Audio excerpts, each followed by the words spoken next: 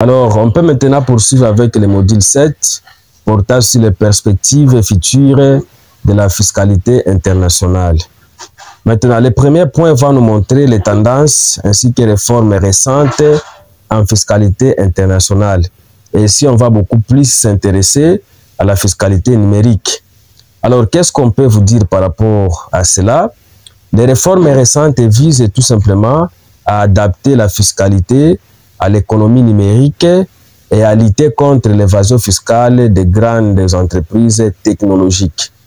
Alors, les tendances récentes incluent normalement la fiscalité numérique. Qu'est-ce qu'on avait observé par rapport à cela? On avait observé que les entreprises numériques comme par exemple Google, Amazon, ainsi que les autres entreprises concernées, payent peu d'impôts là où elles génèrent leurs revenus. Alors, pour remédier à cette situation, l'OCDE propose un impôt minimum mondial et une réallocation faite des droits d'imposition pour s'assurer que les bénéfices sont imposés là où l'activité économique a lieu. Donc, de nos jours, si vous observez bien, les entreprises dématérialisées, les entreprises numériques comme Facebook, comme Amazon, comme Google, ces entreprises gagnent des revenus dans d'autres États, mais il peut arriver que ces États n'arrivent pas, n'est-ce pas, à fiscaliser ou à imposer ces revenus. Donc ça, c'est un grand problème sur le plan mondial.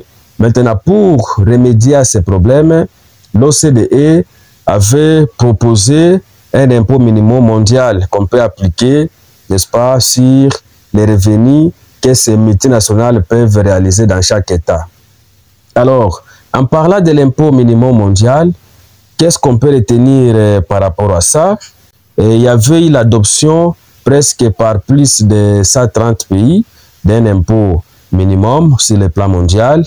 Et les États s'étaient convenus de fixer le taux de 15% sur les bénéfices des multinationales pour limiter la concurrence fiscale entre les États. On peut vous donner l'exemple en 2021, des pays comme la France ont déjà commencé à appliquer une taxe sur les services numériques pour imposer les revenus des entreprises technologiques. Alors, on peut vous présenter également les défis pour les pays en développement dans la fiscalité internationale. Donc, actuellement, quels sont les défis, n'est-ce pas, pour les pays en développement dans la fiscalité internationale? Nous devons retenir que les pays en développement font face à plusieurs défis dans la fiscalité internationale.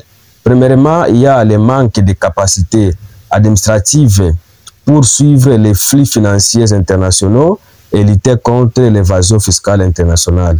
Deuxièmement, il y a le problème de faible pouvoir de négociation dans les conventions fiscales internationales, souvent au désavantage de ces pays en développement. Et en troisième position, nous avons l'érosion de la base d'imposition par des stratégies d'optimisation fiscale des multinationales, particulièrement dans le secteur extractif, donc dans les mines ainsi que dans le pétrole. Alors, on peut vous donner l'exemple en Afrique, les multinationales du secteur minier transfèrent souvent leurs bénéfices vers des juridictions à faible fiscalité et cela réduit ainsi les recettes fiscales disponibles pour financer le développement local de ces pays en développement. Alors, je vais maintenant vous présenter le schéma synthétique de la fiscalité et coopération internationale pour clôturer ces cours en beauté. Alors, on ne peut pas parler de la fiscalité ainsi que de la coopération internationale sans pour autant au préalable avoir ce qu'on appelle la globalisation économique.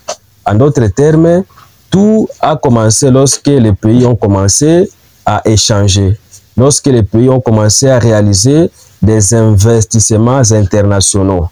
Alors, vu qu'il y avait la globalisation économique, cela a généré maintenant les problèmes fiscaux mondiaux qu'on peut résumer ici sous forme d'évasion ou soit sous forme de fraude fiscale.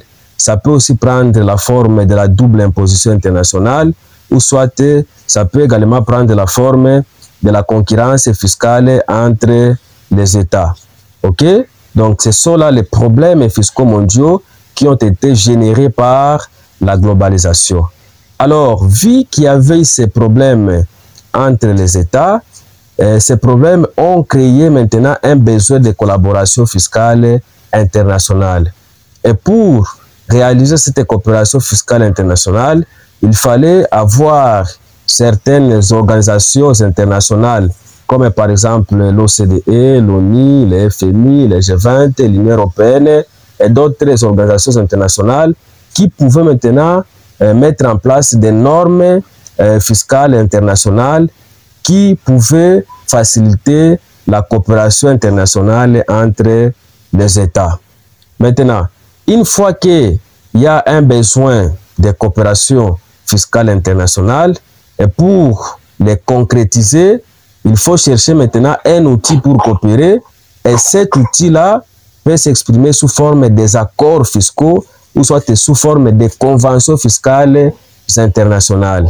Et une fois les États concluent des accords fiscaux ou des conventions fiscales internationales, cela peut avoir maintenant un impact final pour résoudre les problèmes. Et en termes de résolution, les États vont maintenant réaliser une forte mobilisation des recettes fiscales. Les États vont avoir ce qu'on appelle l'équité fiscale.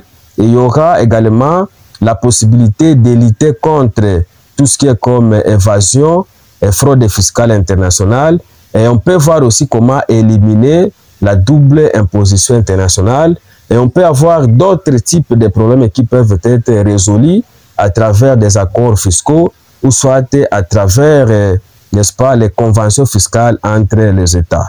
Ainsi dit, je tiens tout simplement à vous remercier pour votre participation à ces cours du début jusqu'à la fin.